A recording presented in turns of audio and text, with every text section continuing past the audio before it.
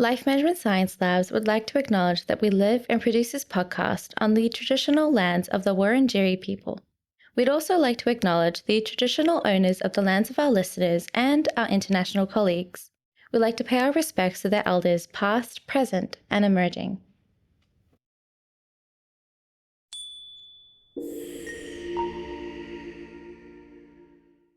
Hey everyone, and welcome to All Together, the Family Science Insights podcast, produced by Ellen Massell of the Life Management Science Labs. We are champions of life management science, providing structured insights informed by science and inspired by practice on key aspects of conscious living. Each week we bring you scientific and practical insights on each element, with the expert knowledge of professionals in the field. I'm your host, Dina Sargent. Let's get started. Hello and welcome back to the show. Following the loss of a friend or family member, sometimes it's hard to tell if you're grieving or stressed. It could very well be both as well. They are natural responses to the death of someone you've cared about, and they are universal experiences that shouldn't be suppressed. And that being said, letting grief and stress take over isn't the best solution either. So, in this episode, we'll be discussing the importance of managing family stress during grief and what to do in these trying times. And to guide us through this is clinical psychologist and psychoanalyst Dr. Corinne Masur. For over 40 years, she has treated young children and their parents, adolescents, and adults in her private practice in Pennsylvania. Corinne also runs parenting groups, is on the faculty of the Psychoanalytic Center of Philadelphia, and has written on many subjects, including childhood bereavement. And apart from that, she's also the brilliant brains behind two blogs, Thoughtful Parenting and Parenting Matters on Psychology Today, as well as books including How Children Grieve, What Adults Miss, and What They Can Do to Help. So we're really fortunate to have her share her expertise with us on the show today. Welcome, Corinne. Thank you so much, Marie. Thank you for inviting me. Yeah, so before we begin, what's the most common misconception out there about grief? I think the most common misconception is that there's a right way to grieve. And the second most common misconception is that you have to go through these certain 5 stages of grief. And that was a popular idea some years back, but now we know that there is not one right way to grieve. And that those 5 stages, they're valid, but they may not apply to everyone. You might go through them in a different order. You might go through different stages. You might not go through some of those stages. Those stages were actually originally the stages of dying. And Elizabeth Kubler-Ross wrote about the stages of dying. Later on, she applied them to grief, but they were not really originally observed in grieving people. So it's kind of a mistake to adhere too closely to those 5 stages. Yeah, and it's really interesting that people took that and really looked up to it for a really, really long time. And I suppose it's really part of human nature because, we like knowing things and it's comfortable to have an idea that we know this is for certain something that's going to happen when we grieve. Yeah. People want a roadmap. They want a guidebook. They want to know how to do it. What's the right way to do it? And, feelings don't really go according to what's supposed to happen. That feelings are, unpredictable. Yeah. The grieving experience is so dependent on an individual's not just nature, but also history, past with whomever they're grieving for. So that's a really great introduction for our topic for today. But before we get further into detail, I'd love to get to know you better. So this is Have You Met Corinne? My first question for you is tell us a bit about your background. What led you down this path? Well, unfortunately, when I was 14, my father died, and he died very suddenly, and nobody expected it. He had a massive heart attack. My parents, in fact, were about to have friends over for dinner, and when my mother went upstairs to change her clothes, she found my father, and he had already died. And so this was a total shock to me, to her, to the rest of my siblings. Just a total shock.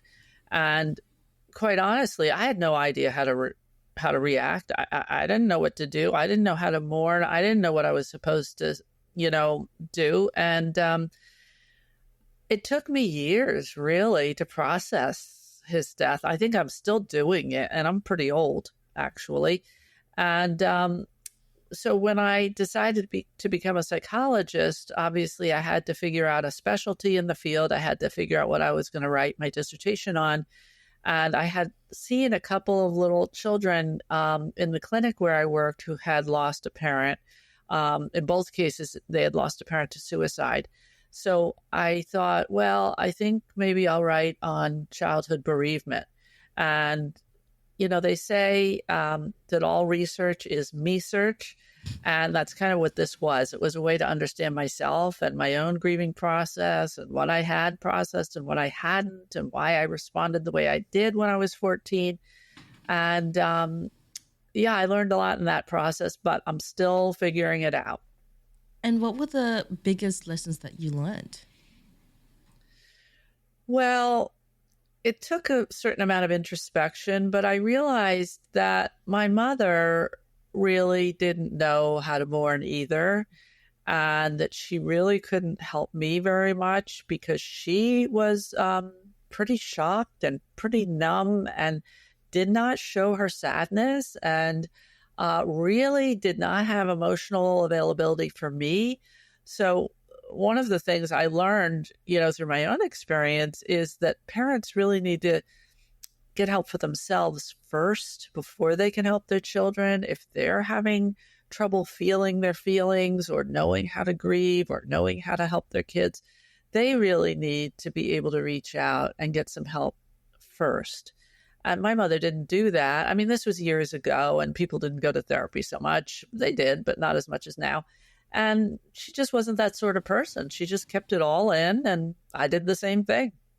Yeah, for sure. I that definitely resonates with me as well. I had something similar. My parents didn't grow up in an age where therapy was normal, so it was rare for parents to put themselves first and to practice introspection. But it really does make a world of difference. Being able to not bottle up the emotions, because at some point it winds up in a heated argument that doesn't need to happen for something that isn't the child's fault. And that being said, it doesn't make them horrible parents either. They're just people who unfortunately didn't have the resources that we do now. So yeah, thank you very much for sharing that. And either in your professional life or your personal life, is there anyone that you have found to be particularly admirable? Well, I remember when I was in graduate school, I used to go to these conferences every year in Philadelphia, and I'd look at the child psychoanalysts up on the stage, and I'd think, oh, if only I could be as smart as they are. If only I could help kids as much as they do. If only I knew what they knew. And some of them really turned out to be my mentors. I didn't know at that point I was going to go into psychoanalytic training. But when I did, some of those people that I had looked at and idealized so much became my mentors. One was Dr. Henry Perrins, and he was an amazing person who was a survivor of the Holocaust. When he was 12, he escaped all by himself from a concentration camp.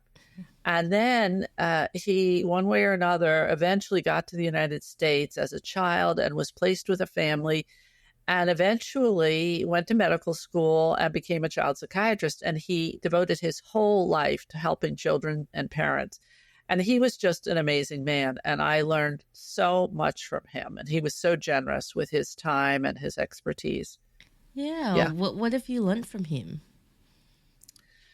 Well, one thing he was interested in was aggression. Of course, since he was a victim of the aggression of the Nazis, he got interested in aggression and why human beings can be so destructive and aggressive.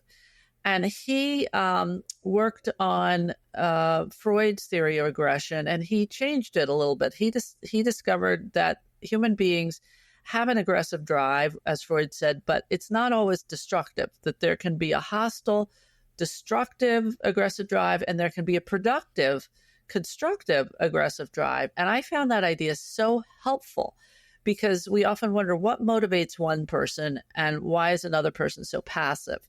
Well, some kids come into the world with more of an aggressive drive. And if we can help them channel it into productive activity, not hostile fighting, but productive aggression, that gives them the oomph. Those are the ones that become a doctor or a CEO or a lawyer, the ones that have the oomph and can channel it.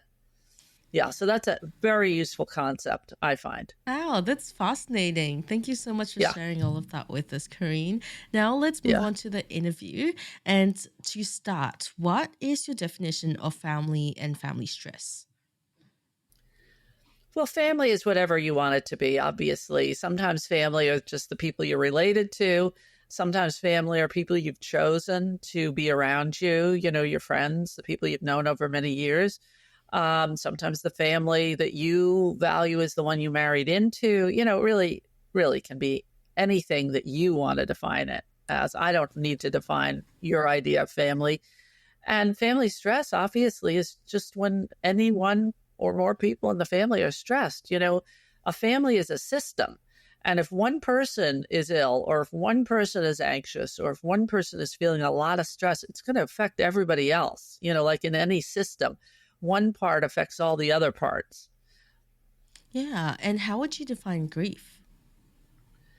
Again, I'd say grief is whatever you feel after a loss. I'm not an expert on grief. We're all experts on grief. We've all had losses. We've all had horrible things happen to us.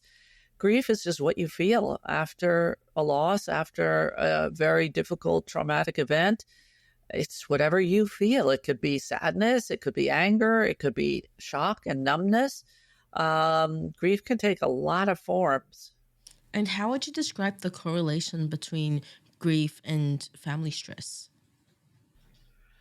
Well, I think usually if there's a loss in a family, or if one member has had a loss, let's say their partner who wasn't a member of the family, but who is so important to them, again, that's going to affect the whole family and everyone needs to deal with it one way or another. It's not helpful to pretend, oh, it's not so bad, or, oh, just get over it. People are tempted to say these things, but it's not helpful. Even when a child loses a friend moves away. Parents could say, oh, you'll make more friends. You'll make new friends next year. That's not helpful. That's right then the child is feeling sad. They miss their friend. Yeah. What type of effect would you say grief tends to have on the family unit as a whole and its dynamic as well? Oh, it could, there's no one answer to that. Stress and grief and loss can affect families in lots and lots of different ways. The family can become quite dysfunctional. As you mentioned earlier, people could start to fight with each other because there's so much stress and they don't know how to express their concern for each other or their sadness. Instead they might be angry and fight, or instead they all might start getting more anxious. There are just a million ways families can respond to stress. People might start drinking more. The adults might, even the teenagers might. They might start turning to substances, drugs and that sort of thing to help them with their feelings rather than talking about them, rather than getting help with them. There's so many things that can happen. Yeah. And from what you've seen, what are the potential long-term effects of unresolved stress or grief in the family? Well, we know that if you don't try to process your grief, if you don't work on processing your grief, if you don't let yourself have your feelings, that eventually there are going to be consequences. You might develop physical symptoms. You might find, wow, this is weird. I never had migraines before, but now I have them. Or, wow, my stomach hurts and I never had stomach problems before. Or, you might develop an actual illness, and stress, we know, is a factor in developing physical illness. So that's one thing that can happen. There can be all sorts of consequences. People who shut down rather than feeling their feelings might find they have trouble in relationships. They have trouble feeling even positive feelings. Because if you shut down some of your feelings, you're probably shutting down many of your feelings. So you might not relate to others as well. You might not be able to express love or closeness as well. You might be protecting yourself in a little bubble. And that way, you're restricting your ability to receive support and help and love. Yeah. And what are some ways to re strengthen these family relationships? Well, I think the best thing is for people to be self-reflective and really to watch themselves after there's been a loss. How am I doing? How am I reacting? How's everybody else reacting? Not in order to be critical, but just to be able to be mindful and aware, okay, what effect is this having on me? Have I sort of um buttoned myself up? Am I not talking about my feelings? Am I not asking other people in the family how they're doing? Am I walling myself off and spending time on my phone more? I think the first thing is to be self aware. And the second thing is to be aware of how everybody else is reacting. And the third thing is to try to be proactive. And if you realize, no, I haven't been asking anybody, start doing it. How you doing? What's happening? Even, teenagers may not want to talk about how they're doing, but just persist. How you doing today? What's going on? How are you feeling? And if you see signs that worry you, reach out, ask for help, go to see a mental health professional, talk to them about whether you or some other family member might need some extra help. I know we're going to talk about that later, but don't be afraid to ask for help, even if it's from friends or family or your minister or your rabbi or your imam, whoever it is. Don't be afraid to reach out and talk about it. Yeah, I've always liked to say that it's very difficult to form deep relationships with people who may not have had that self reflection, or may not be emotionally open, because it's hard to form a deep relationship with someone who doesn't know themselves or isn't open emotionally with themselves. You have to be emotionally open with yourself before you can offer that to other people, right? But in terms of the parent child relationship, what is the importance of parents communicating effectively with their children about grief and loss, and supporting them through it? Well, the first thing I want to say about that is that people are often afraid to talk about death, even before there's been a death. Parents, often come to me, or I run a parenting group, and this is often the topic. Like, what am I supposed to say to my children? They're only 3 and 5. What am I supposed to talk about death? I haven't talked about death. I've sort of avoided it. And, I'm very, very big on having parents just be honest with children about everything, but talk to them at their level of understanding. But don't shy away from any topics, including death. Let's say a child sees a dead animal by the side of the road, or their, pet dies, or they even see a dead insect. Talk about it. Oh, that insect died. Oh, that insect isn't going to be able to fly around anymore. Something as simple as that is an introduction to the idea of death, so that when somebody in the family dies, someone the child is close to, they're not so totally unprepared. And so that's the first thing I think parents really need to be doing. But second of all, when someone does die, again, don't be afraid to show your own feelings. Don't be afraid to talk about your own feelings. You don't have to become hysterical in front of a child. You may want to retreat to your bedroom if you're feeling like really, really crying a great deal. But there's nothing wrong with shedding some tears in front of a child, saying, I'm really sad. I just don't feel well today. I'm still thinking about, whoever, grandpa, this is really hard for me. He was my father and I loved him so much. Parents are really the model for how to show and communicate about their own feelings. So it's really good if parents can get themselves to do that. Yeah, I know that in some cultures it's really difficult for parents to do that. They always feel like they need to emotionally be a rock, and not show any vulnerability to their children. What advice do you have for starting to do that? What are some exercises, or things that parents can do to practice this emotional openness? Well, I grew up in very much that culture, so I'm very familiar with it. And I had to learn how to talk to my own children, because that was not done with me. Feelings were not talked about, and I talk about that in my book. Feelings weren't talked about in my family. And so I had to figure it out. How am I going to talk to my son? How am I going to tell him how I'm feeling? I didn't always do a good job because it didn't come naturally to me. but I just was aware I needed to try. And that's the first thing. Again, awareness that this is something that's helpful to kids, awareness that you're a role model with how to deal with feelings, awareness that you may not want to parent the way you were parented, reflecting on how you were parented and what you want to do differently. All those things are so important. And then being open to the possibility that you can communicate with your children more openly. And you can talk about how you feel, and you can talk about even hard feelings, sad feelings, painful feelings, angry feelings. You can talk about them.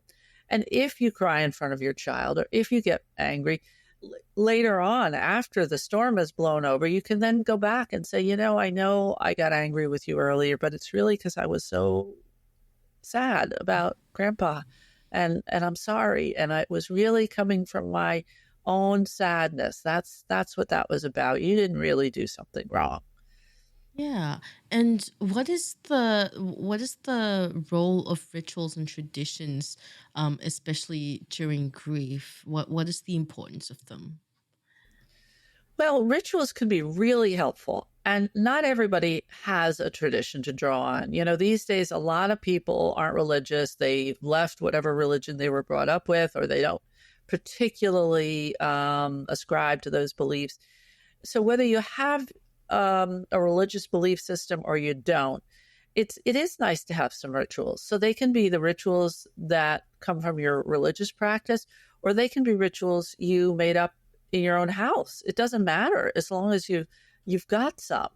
So, for example, in some religions, every year on the anniversary of the person's death, you light a candle and you remember that person. And on certain holidays, you remember that person.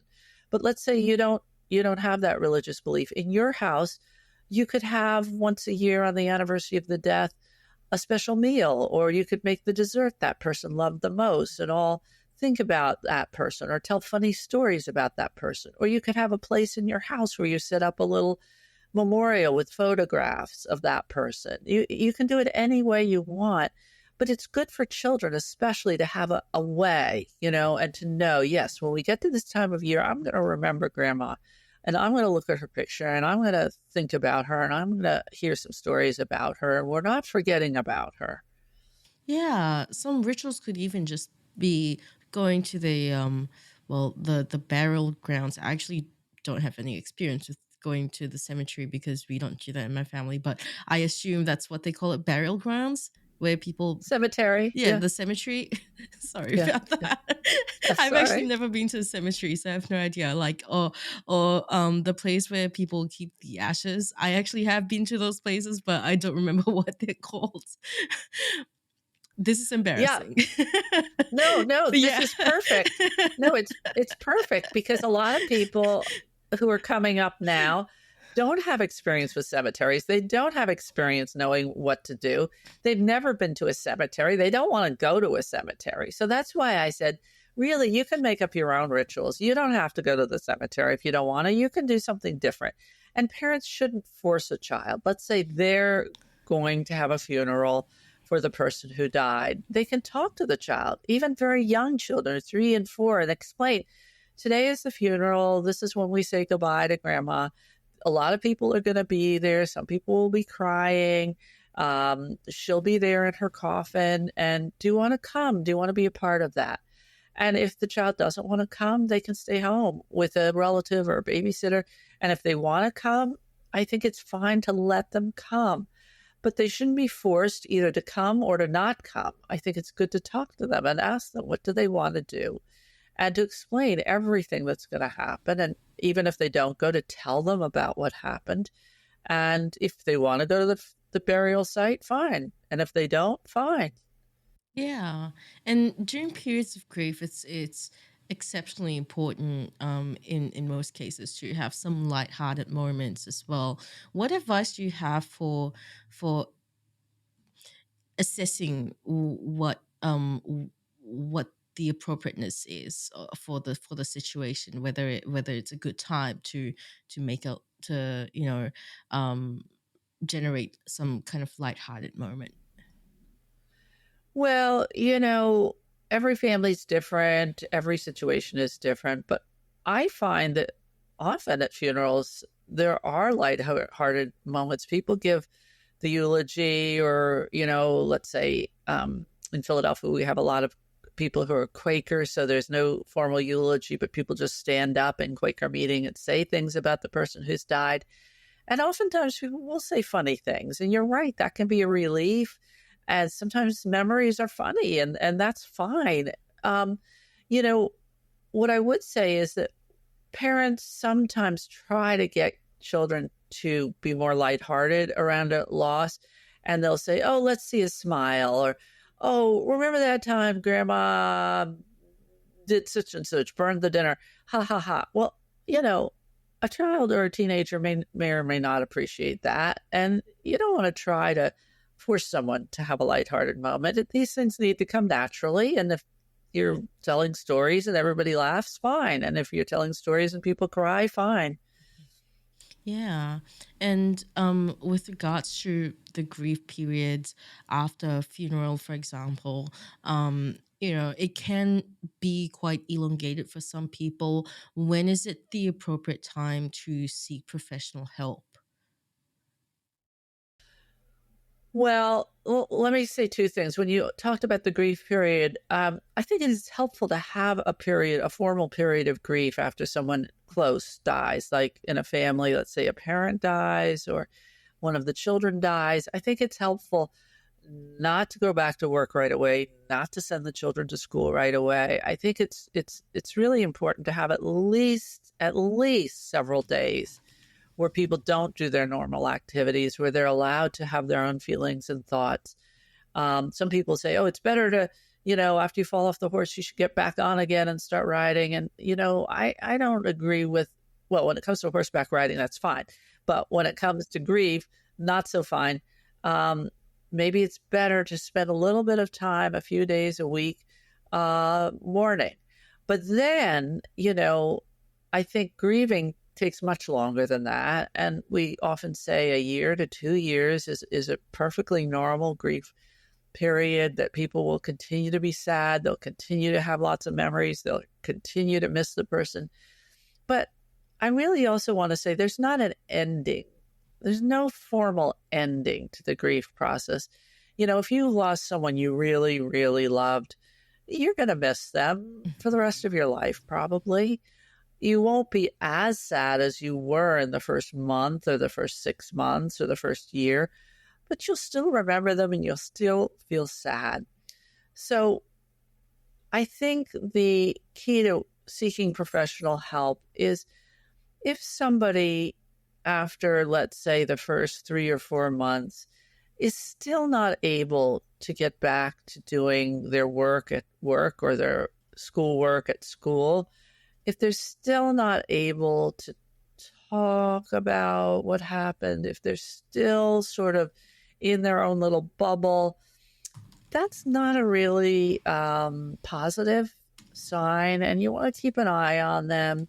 And if it goes on longer than 3, 4, or 5 months, you might talk to them and say, I notice, let's say it's a supervisor at work who's noticed an employee has not really returned to their previous level of efficiency. They might say, can you come into my office and have a little talk? I see you're still having trouble getting back to your old self. Is there anything I can do? Is there anything perhaps our employee assistance team can do? Do you need a referral to see someone you could talk to more about this? Or a parent can start to talk to a teenager and say, I notice you've been spending so much more time in your room ever since your dad died. I notice you haven't really come out, even though it's now 5, 6 months later. Do you think you might want to talk to somebody to really have some help with the feelings you're having? And, certainly after 8 months or a year, if someone's still not back to their previous level of functioning, you do want to try to help them get some professional help. But oftentimes people don't want to. They'll say, I'm fine. I don't need to talk to anybody. No, I'm getting there on my own. So it can be difficult. People don't always take that advice. Mhm. And what types of therapy would be beneficial for individuals and families who are experiencing and having a difficult time getting of managing their loss? Well, for older kids, 10, 11, 12, teenagers, oftentimes, if after 4, 5, 6, 7 months, they're really not back to themselves, one thing that they sometimes actually like is to go into group therapy with other kids who've had a loss. And sometimes you can't find such a group, but parents can look and see if in their area there is such a group. And if they can't find one, maybe an online group, because kids often like knowing they're not alone, that other kids have had a loss too, that other kids have the feelings they have, that you can talk about this with other kids. Oftentimes, children don't know what to say to their friends. They feel like they don't have anyone they can talk to. They feel weird, like, oh, my friends don't understand, or my friends won't be able to understand. And so it can be very, very helpful to have other kids to talk to. But if a family's having a lot of trouble, family therapy might be helpful for everyone to go. That's another option. Individual therapy is always a possibility, no matter what the age of the child. I've treated children as young as 2, 2.5, 3. Children that young can definitely be depressed. They can definitely have anxiety. Oftentimes, you'll have a parent in the room with children that young, but they can certainly go to therapy. So there are all kinds of therapies available. What kind of effect does family and individual therapy have on the recovery process? So the effect that therapy has really depends on how motivated the people are who go to therapy. First of all, how much do they want to understand their own feelings, and how much do they want to work on their own feelings? And it also depends on making sure they go to see a good therapist. You and I both know there are lots of therapists out there, and some of them are better and some of them are not as good. So you want to look for someone who's experienced dealing with grief. You want to look for someone who has good credentials. You want to look for somebody who maybe people have gone to and had a good experience. Oftentimes, a university setting has a wealth of more experienced and better trained clinicians.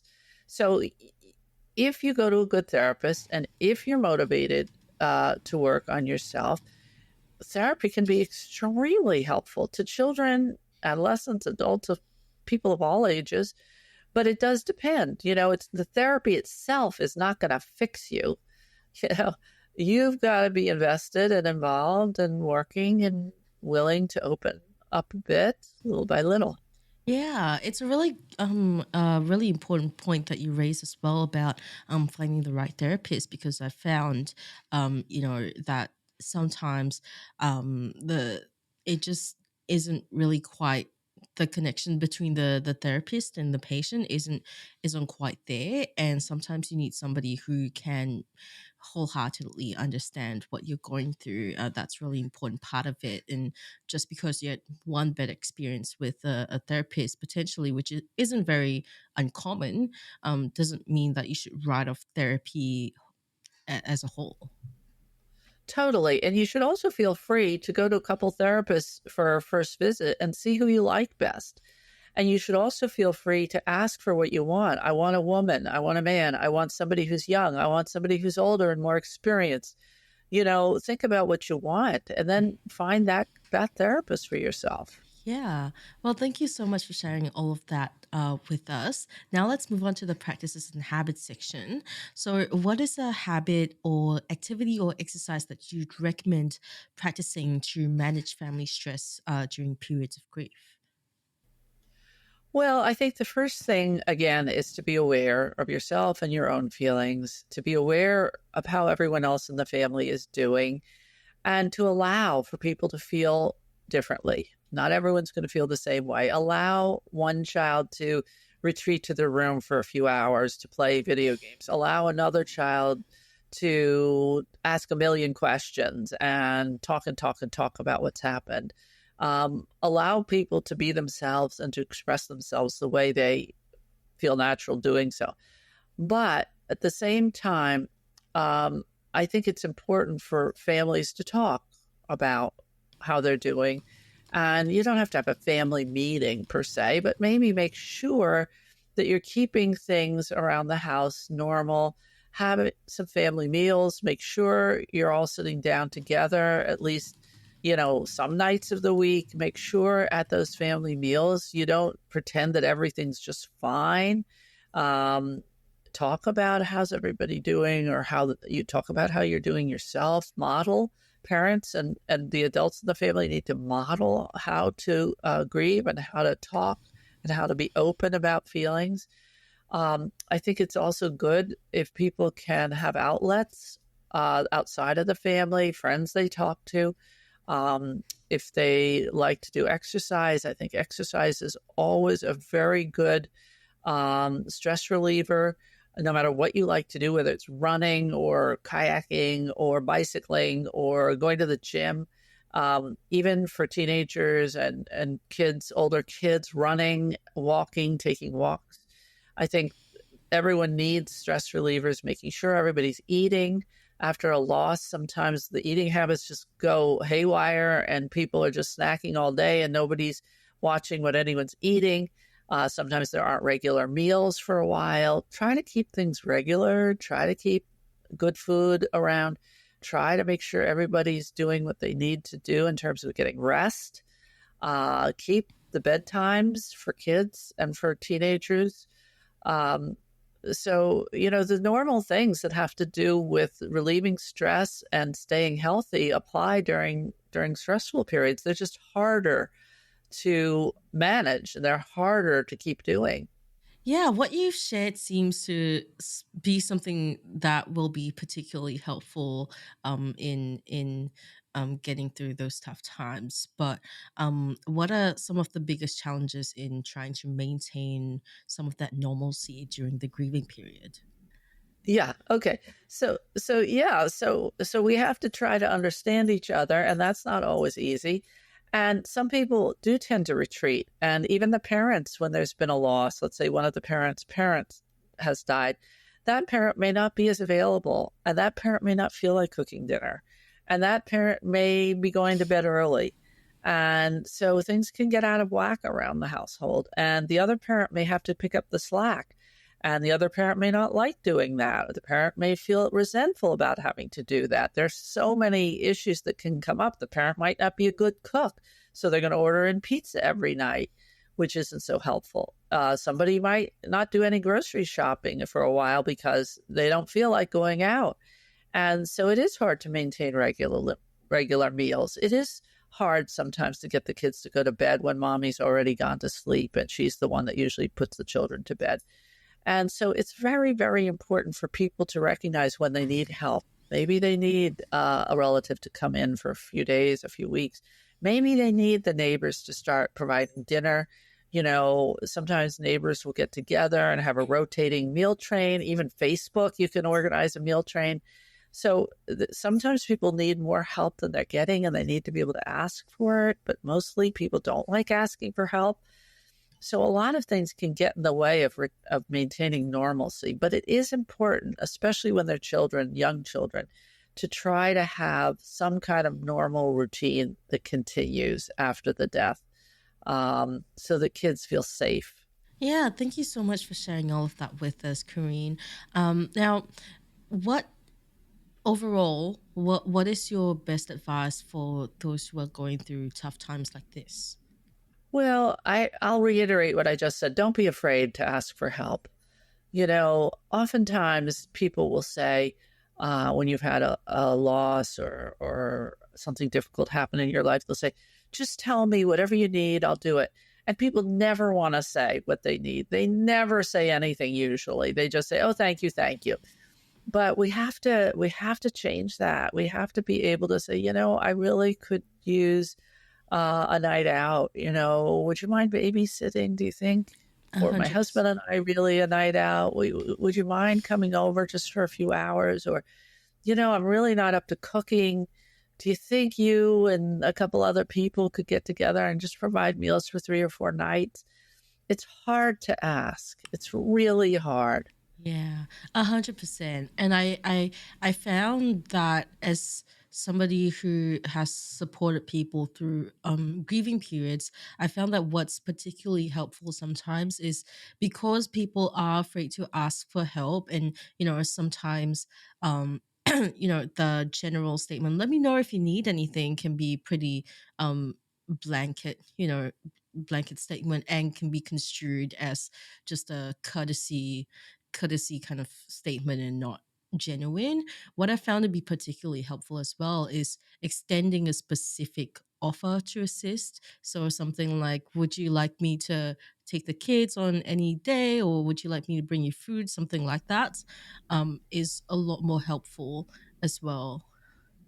I think you're 100% right. Or even more forceful, say, "I'm bringing dinner tomorrow and I'm going to get a couple other people to bring it the rest of the week." Or, "I'm taking your kids out for the day. Uh, have them ready at 9." Really, sometimes people who are grieving, who are depressed, who are feeling down, they don't have much energy. And if even such a little thing as asking them, "Can I bring dinner," is too much, because they'll just say, "No, no, no, no, no, please don't." But if you say, "I'm doing this," I remember after my mother died, I was 26, and a friend of mine just said to me, "I have to do some shopping. You're coming with me." I don't particularly like shopping. I didn't Mhm. really want to go to the mall. But you know what? I've always remembered it. I mean, this was like 50 years ago, 40 years ago, whatever.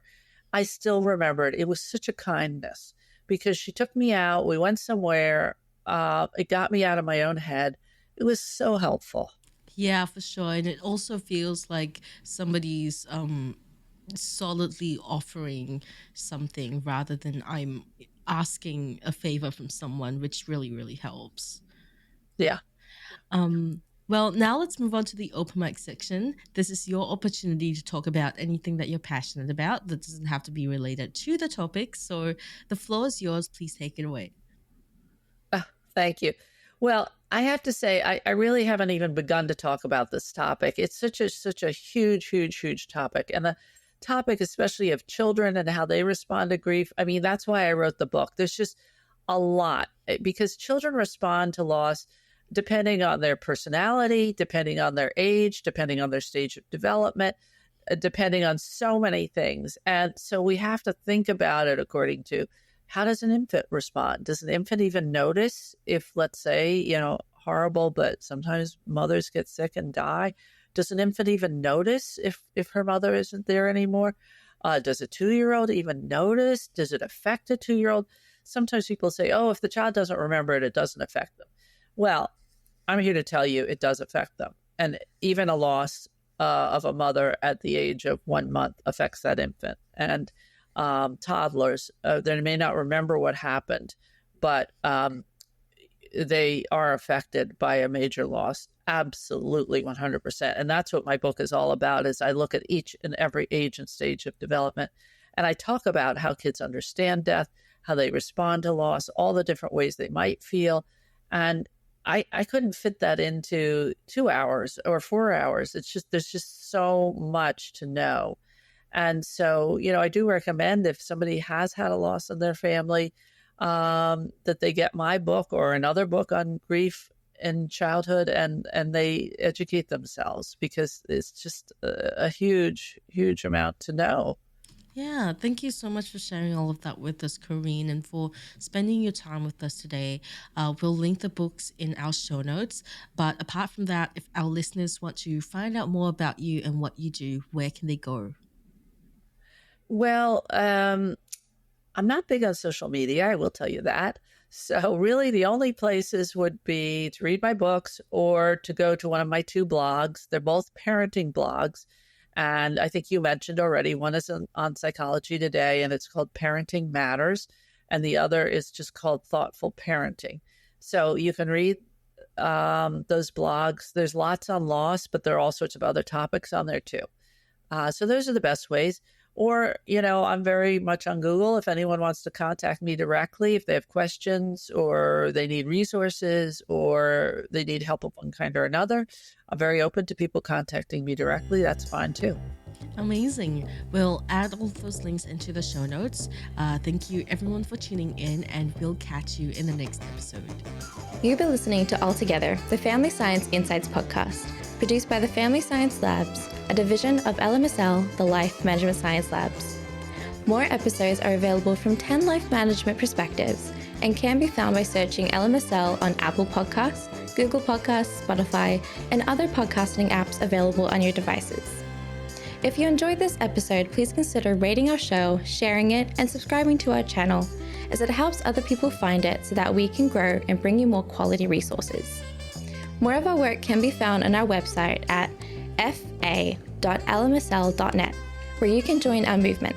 I'm Dina Sargent. Thanks for tuning in.